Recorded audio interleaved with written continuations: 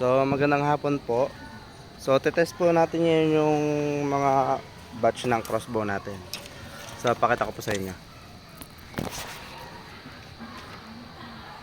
Yan.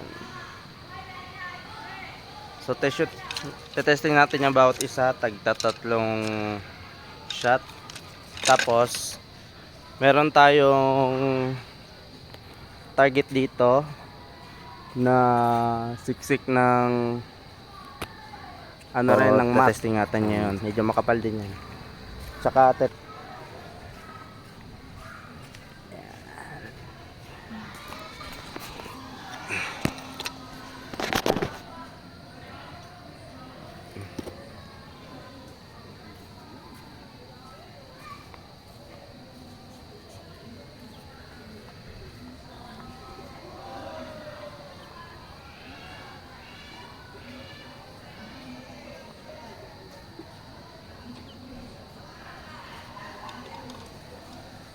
so meron tayo dito.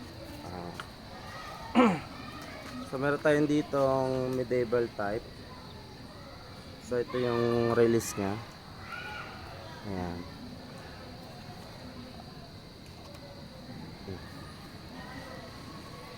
Inikot yan. Yung prad nya, fiberglass. Nilagyan natin binalutan natin ng leather.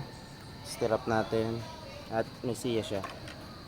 So ito. So yung pounds nito, ay yung pounds nito nasa 90 pounds.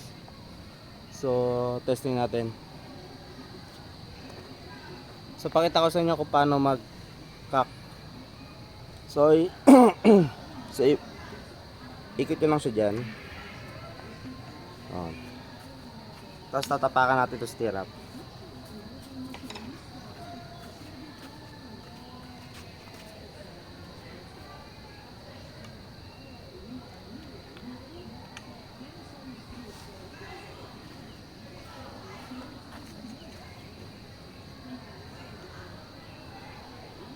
Iwasan nyo lang na mapupush tong trigger kasi wala tong safety mechanism. So iwasan nyo lang siya pag magkakakayo. Iwas nyo lang siyang mapupush para hindi siya ma-aksidenteng ma-release. So ito. So testing natin. So yung target natin mga ano lang to, 6 to 7 meters lang.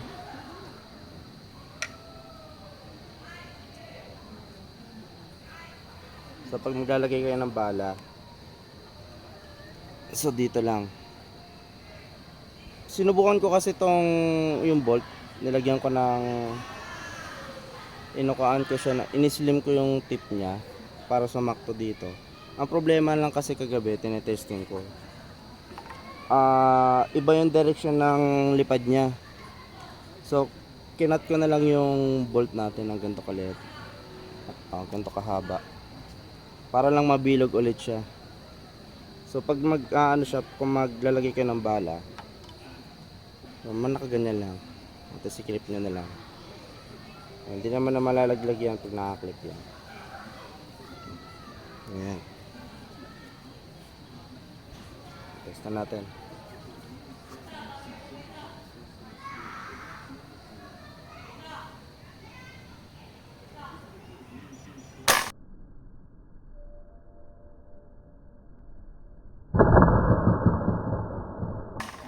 Uy!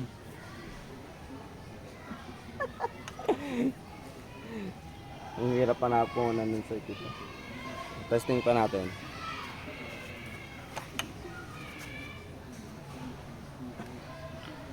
Ang taas. Ang taas ng supat ko. Oh! Sige! Sige!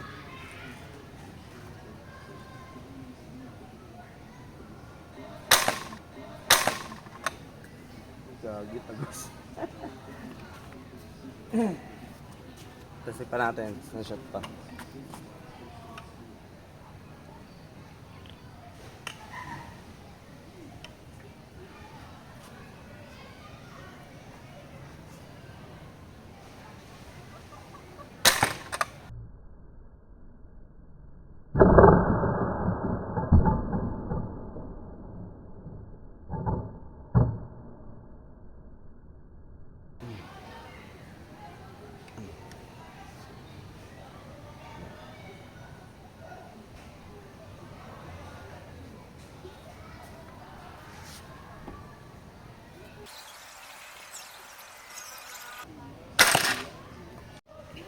So test naman natin tong ulit, yung isa naman. So bali tatlo yung ganito natin. So pangalawang unit na to, yung testing natin.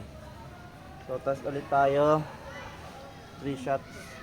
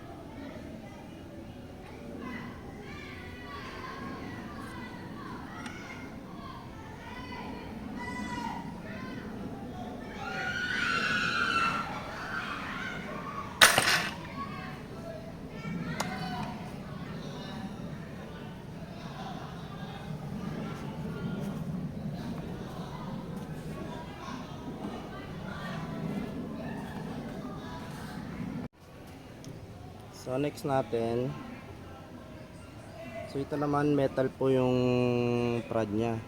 So gawa po sa molye.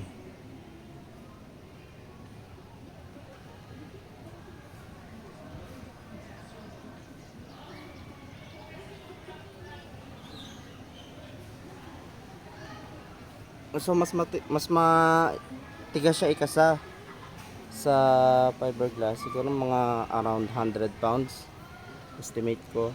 Kasi yung limbs natin ng fiberglass nasa 90 pounds yon. So testin natin to. So ganun din yung process ng pag magkakakayo. Same lang nung fiberglass. Yeah. Antigas.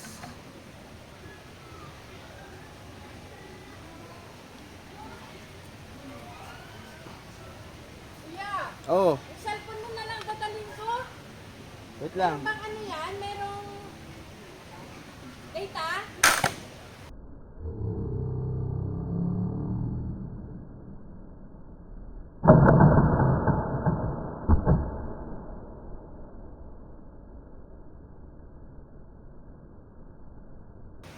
Ha?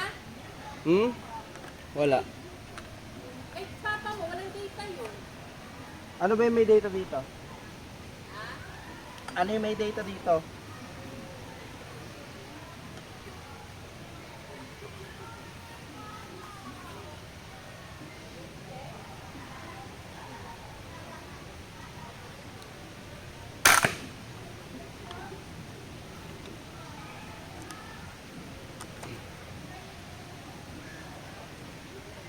Yeah.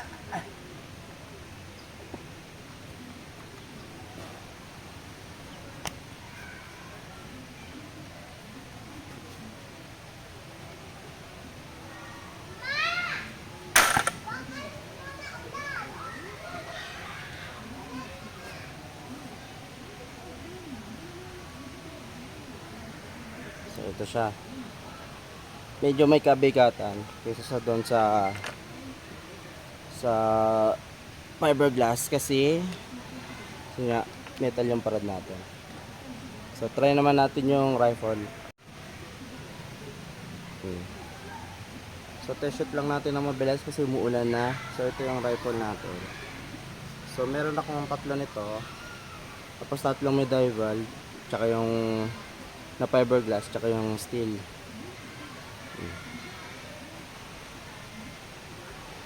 So 95 din 95 90 pounds 90 95 95 90 pounds din ito. Tulad nung medieval natin. So ito yung bolt niya ay fiberglass shaft. Oh. So testing ulit natin. Bibilisan natin na tumuulan na.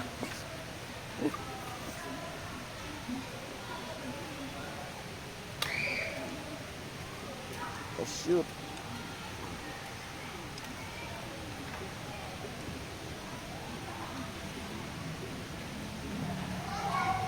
So wala tong safety.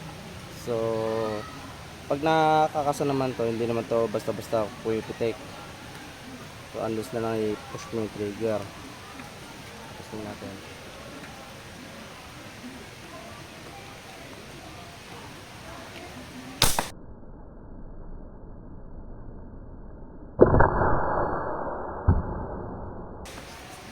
Solid. Lakas. Pag magkakanga pala kayo. So isi-set nyo yung trigger nyo na medyo matigas kasi.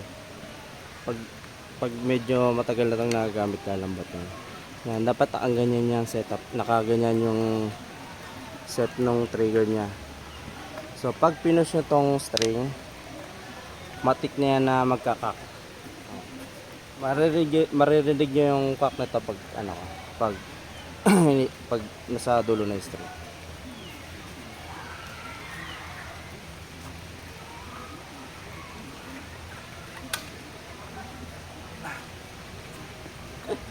Ewan ko lang kung narinig sa video. So ayun na siya, matik na yan.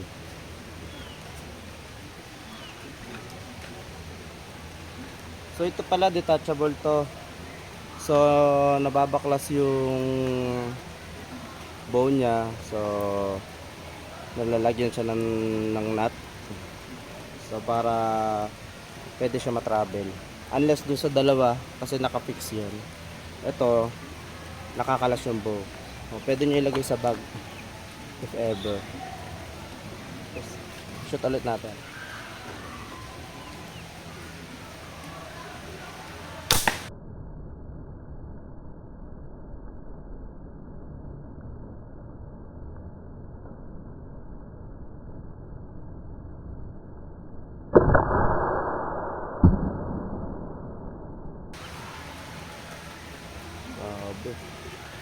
Ang lakas ng palo.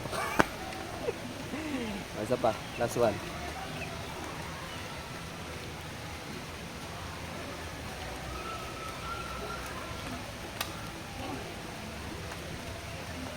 Last one at ang lakas na ng ulan. Kung naririnig nyo. Last one, last one.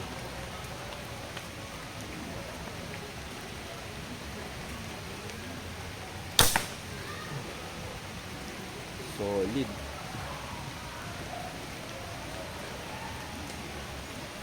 So, yan.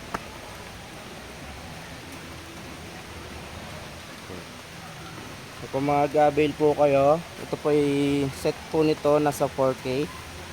So, meron na po siyang bolt. So, same na halos lahat, pati yung medieval. 4,000 na lang bibigay ko per set. With ano na rin siya, with bolt na 6 pieces. So baka hindi ako makapagbigay ng extra bolt kasi limited lang yung nagawa ko. Kasi nga alam nyo na. So mag-update naman po ako sa mga bows. So i-testing din natin yung bago natin release. So thank you guys.